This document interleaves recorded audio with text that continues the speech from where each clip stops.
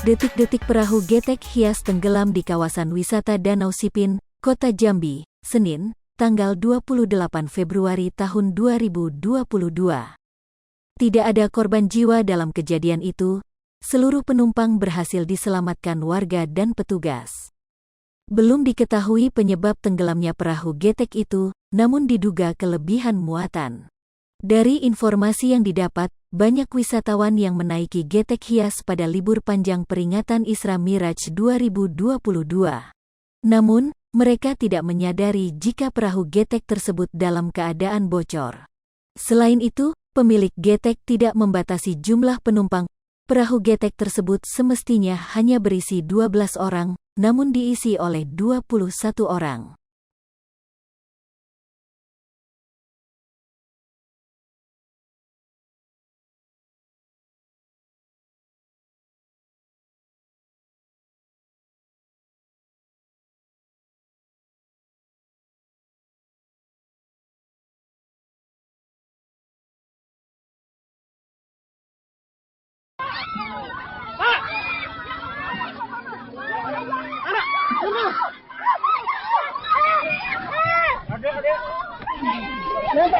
Naik sana.